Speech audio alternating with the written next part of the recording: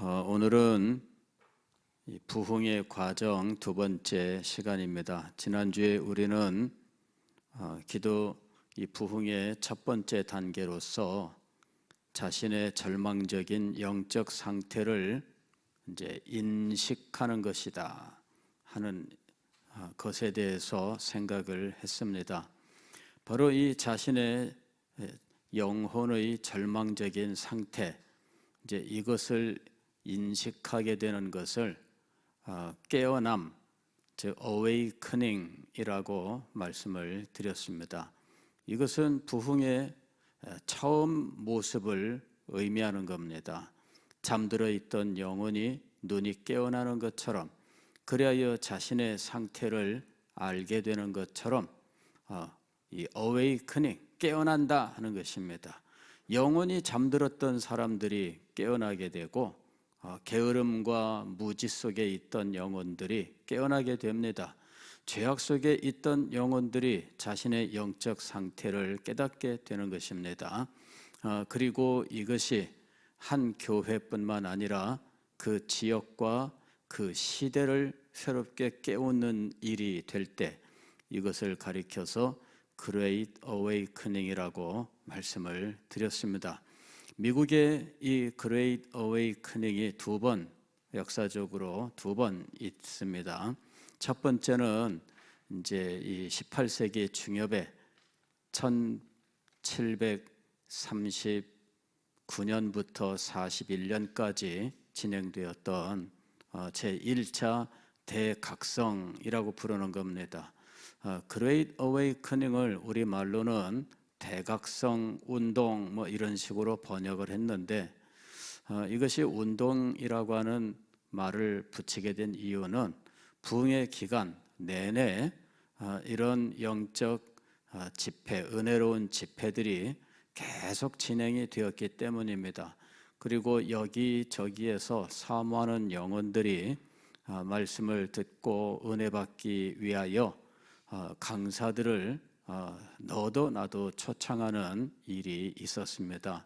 그래서 그 당시에 전체적인 부흥의 불길은 조지 휘필드가 붙이지만, 그러나 휘필드 이외에도 많은 부흥 강사들이 여기저기 당시 미국 식민지 전역을 다니면서 말씀을 전했는데, 그 중에 우리는 또 조나단 에드워즈 목사님의 이름도 그 가운데에서 발견하게 되는 겁니다. 그리고 조나단 에드워즈 목사님의 설교 속에서도 수없이 많은 이 놀라운 역사들이 나타나게 되었던 것이지요. 그리고 그 설교를 듣는 동안에 사람들이 얼마나 절망 가운데 빠졌는지, 이 에드워즈 목사님, 우리가 어떻게 해야 구원을 얻겠습니까? 이렇게 울부짖는 이런 일들이 있었다, 이렇게 이야기합니다. 이제 이게 깨어남이죠. 이게 Great Awakening, 소위 우리가 대각성이라고 부르는 것이고, 한 2년 정도 이 부흥이 지속되었는데, 그 동안에 수없이 많은 지역의 교회들이 너도 나도 이 은혜의 자리에 나아가기를 원하여 이 목사님을 처병하고 처분을 청하고 해서 이 목사님들이 미국 전역을 순회하면서 말씀을 계속해서 전해 결국 그 시대를 바꿔놓고, 그 다음에 미국이 사실은 그 당시에 독립할 때 13개 주가 독립을 했다 이러는데, 이 13개 주는 각자 다른 성향을 가진 사람들입니다. 미국은 유럽의 이민자들이 들어왔잖아요. 미국은 유럽의 이민자들이 들어왔는데 각 지역마다 영국 이민자들, 네덜란드 이민자들, 프랑스 이민자들, 이런 독일에서 온 사람들 해가지고 신앙의 전통이 다 달라요. 영국에서 온 사람들은 다 똑같으냐 하면 그렇지 않습니다. 영국에서 온 사람들 중에는 청교도들도 있지만은, 그러나 제세례파도 있고 또 화란에서 네덜란드에서 온 사람들은 또 자기들의 교회 전통이 있어요. 그 다음에 프랑스에서 온 사람들은 또 이 카톨릭 전통을 가지고 있고, 이러한 다양한 전통들을 가지고 있다는 것이죠. 영국도 그 당시에 웨일즈 쪽에서 온 사람들이 있고, 또 잉글랜드에서 온 사람들이 있고, 다 신앙의 전통이 달라요. 그런데 이런 다양한 신앙 전통, 또 각자 처한 경제 현실이 달라요. 각자 경제 현실이 다르고 자기들이 개척해 나가야 되는 기후나 여러 환경들이 달라서 미국이라고 이야기하지만 결코 하나일 수 없는 곳입니다. 그런데 미국이라고 하는 이 나라가 하나의 나라로 독립할 수 있게 된 배경에는 이 동일한 신앙 체험이 존재하고 있는 거죠. 대각성이라고 부르는 이 부흥을 이 식민지 전체가 함께 경험을 한 거예요. 그래서 너무나 다른 이 미국이라고 하는 나라, 그 엄청난 땅덩어리가 하나가 될 수 있었던 역사적인 배경은 바로 이 대각성에 있었던 거예요. 이것을 역사학자들이 발견할 줄 모릅니다. 미국이 어떻게 하나의 나라로 독립했나? 단지 영국에 대하여 어떤 경제적인 문제 하나 때문에 똘똘 뭉쳤는가? 그렇지가 않습니다. 하나가 될 수 있는 아주 강력한 경험이 이 식민지에 있었는데, 그것이 바로 신앙 부흥이었던 거예요. 신앙 부흥이 한번 그 지역과 그 시대를 휩쓸고 지나간 거예요. 그래서 미국이 하나가 된 겁니다. 그 다음에 두 번째 대각성이 있었는데, 이것은 19세기 초 20년 동안 진행되는 부흥이었어요. 20년 동안 이 부흥이 지속이 되는데, 미국 땅의 곳곳마다 마치 산불이 옮겨가 여기저기 붙어서 계속 돌듯, 미국에 가면은 지금도 이 캘리포니아 주에 그 50년 동안 꺼지지 않는 산불이 있다 그래요. 이 산불은 끌 수가 없대요. 끌 수가 없대요. 그냥 계속 돌아다니고 있는 거예요. 이 산불이 여기 타고 나면은 옆으로 옮겨가고 계속 옮겨가는데, 이 산불을 끌 수가 없는 거예요. 그런데 19세기의 초에 미국 땅에서 부흥이 그렇게 일어난 거예요. 계속해서 도는 거죠. 그래서 미국이라고 하는 나라가 그 역사가 짧은데도 불구하고, 또 다양한 이민자들의 전통이 있는데도 불구하고 하나로 통합될 수 있게 된 겁니다. 왜? 하나님의 은혜 체험으로 하나가 된 거예요. 다 달라요. 그러나 그들을 하나로 만드는 것이 있었는데, 그것은 하나님의 은혜 체험, 부흥이라고 하는 거죠. 그리고 이어서 또 이 찰스 피니의 부흥이 20년 동안 지속이 돼요. 그 다음에 1857년에 미국과 유럽의 소위 대공황이라고 하는 것이 오게 됩니다. 20세기 초에도 20년대 말에 대공황이라고 하는 것이 있었습니다. 이건 뭐냐면은 경제적으로 파산하는 거예요. 그래서 공장들이 문을 닫고 뭐 이렇게 하기 때문에 실업자들이 양산되고, 먹을 것이 없어서 사람들은 길거리를 그냥 배회하고 하루에 한 끼 먹고 살아가는 이런 상황이 되는 아주 비참한 시대, 이것이 1850년대 미국의 상황이었어요. 이런 경제적으로 대공황이 오게 되었을 때 1857년에 미국 뉴욕 이 풀톤 스트릿이라고 하는 곳입니다. 그 풀톤 스트릿에서 한 자그마한 이 화란 개혁교회가 있었는데, 그 교회를 중심으로 기도 운동이 일어나게 됩니다. 그때 이 기도 운동을 일으켰던 사람은 제레마이어 램피어라고 하는 사람입니다. 제레마이어 램피어라고 하는 사람은 목사님이 아니에요. 평신도로서 전도자로 세움을 받은 사람입니다. 이 사람이 전도자로 세움을 받고 사역을 시작하는데, 그는 이 길거리에 나와 있는 이 실업자들, 하루 종일 공원에 나와서 그냥 있다가 저녁 때 되면은 그냥 집에 들어가야 되는, 이제 이런 사람들을 위하여 기도회를 진행하기로, 정오 기도회, 낮 12시에 기도합시다 하는 거죠. 그 모임을 시작을 하는 거예요.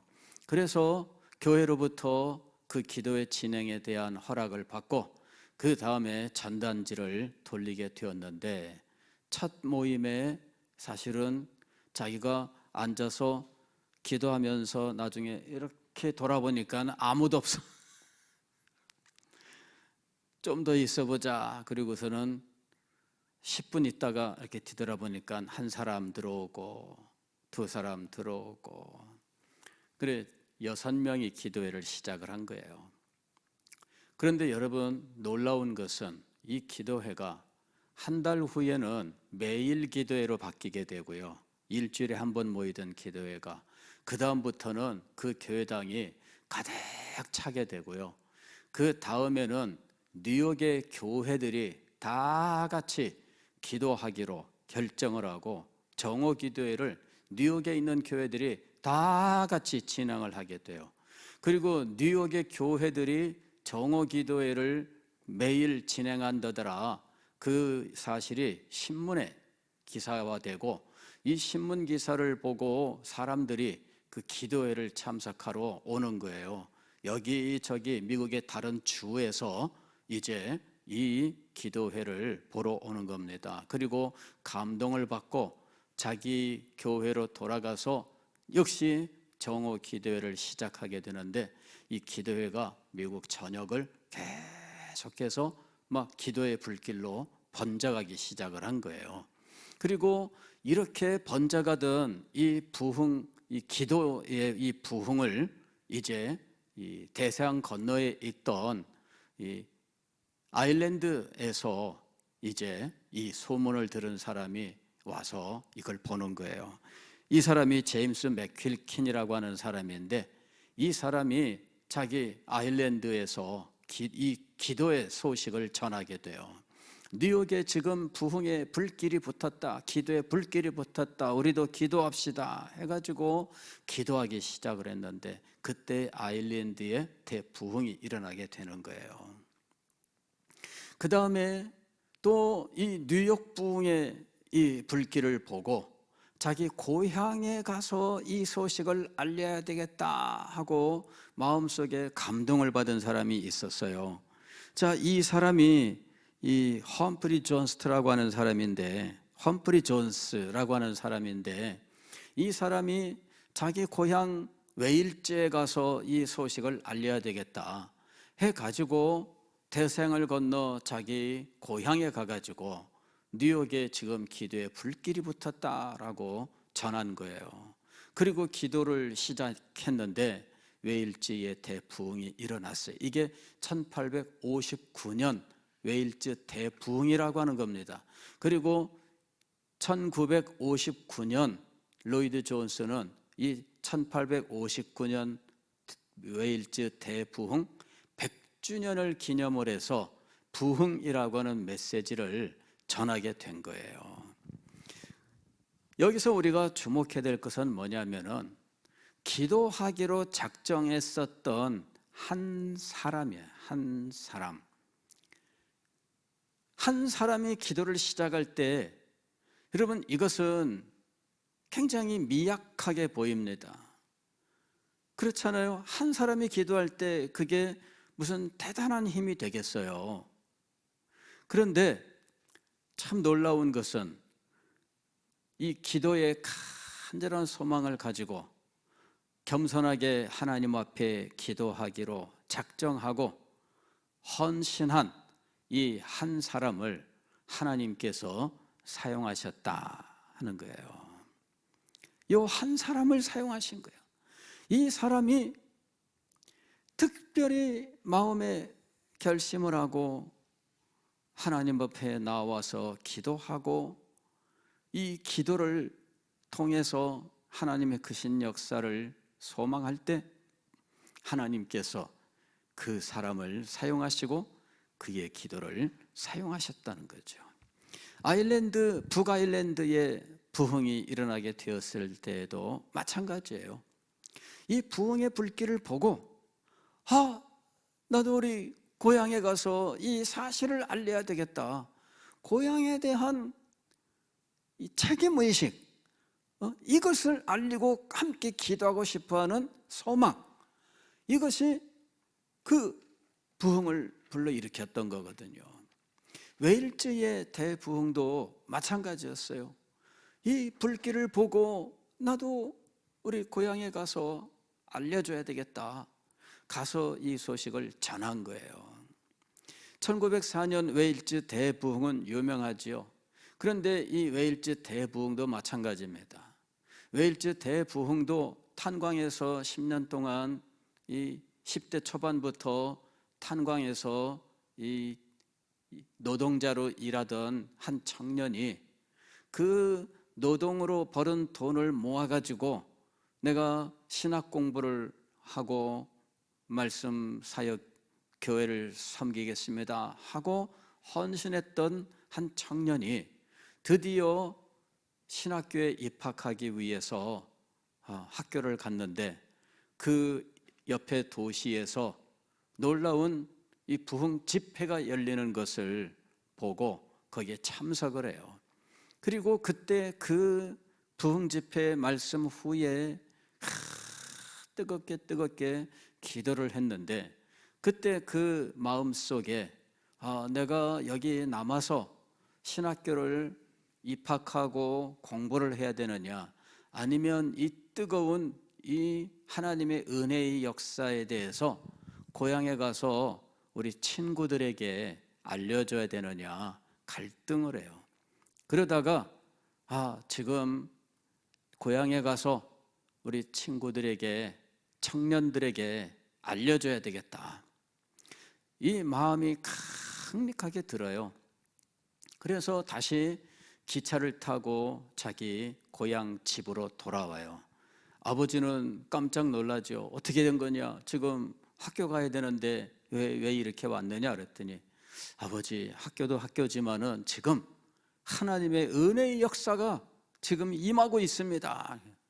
하나님의 은혜의 역사가 임하고 있다라고 하는 이 사실을 이 청년이 인식을 했어요. 그리고 이것을 고향에 있는 이 청년들에게 알려주고 싶다는 거죠.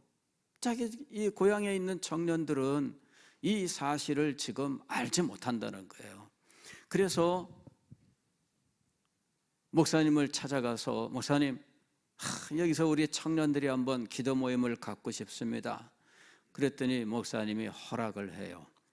자기 동생 데리고 여기저기 마을에 다니면서 청년들에게 촉구해가지고 드디어 정해진 날짜에 기도회를 시작을 하는 거예요. 모인 사람들은 몇 명 안 됩니다. 한 10명 정도의 청년들이 모여서 기도를 시작을 한 거예요. 제가 그 교회를 가봤어요. 그 교회를 가봤는데 그 교회당은 이제 옛날 건물하고 또 새로운 건물하고 이렇게 있는데, 옛날 건물 가보면은 정말 작아요. 정말 작아요. 그런데 그 작은 그 곳에서 정말 웨일즈 대부흥이 시작된 거예요. 하나님의 은혜의 역사가 임하고 있다라고 하는 것을 인식을 하고, 그리고 이 하나님의 은혜가 임하고 있다라고 하는 사실을 고향마을 청년들에게 알려주고 싶어 했던 한 청년의 소원, 이것이 웨일즈 대부흥에 불 붙인 겁니다. 그때로부터 6개월 만에 10만 명이 회심했다, 이렇게 얘기를 하는 거죠. 그러니까 얼마나 놀라운 역사가 있었는지 모릅니다. 한 사람이 하나님의 은혜에 대하여 깨닫게 되었을 때 하나님의 은혜가 임하고 있다라고 하는 사실을 인식하고 그 은혜를 전하고 싶은 소망을 가졌을 때, 그리고 그 소망을 따라서 자기 고향에 돌아가서, 그 고향은 산골짜기예요. 정말 산골짜기에 정말 오지, 정말 아주 시골 그런 곳입니다. 거기에 가서 이 소식을 전했을 때 그 소식을 듣고 하나님의 놀라우신 은혜를 받아요.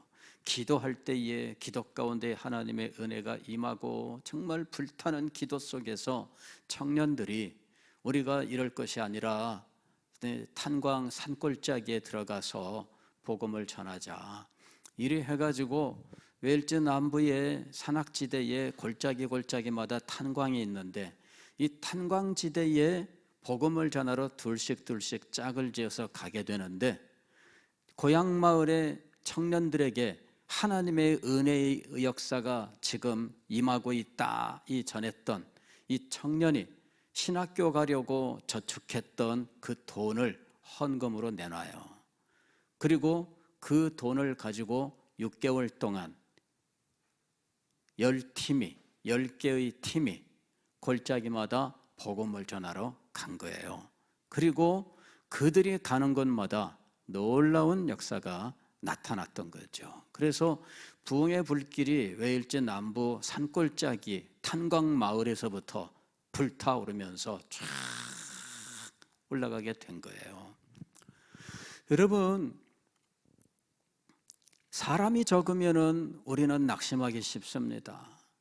그러나 하나님의 은혜의 역사는 사람의 많고 적음에 달려있지 않더라고요. 교회의 역사를 보게 되면 사람이 많아야만 무슨 역사가 나타나는 건 아닙니다.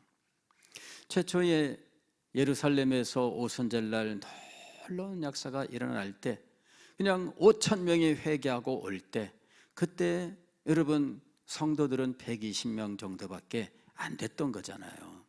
주님께서 제자들에게 하신 말씀이 있습니다. 너희가 내 이름으로 두 사람이, 그랬습니다. 두 사람이 내 이름으로 모인 곳에는 나도 그들 가운데 있느니라. 여러분, 사람이 적다고 하나님의 은혜의 역사도 작은 것은 아니에요.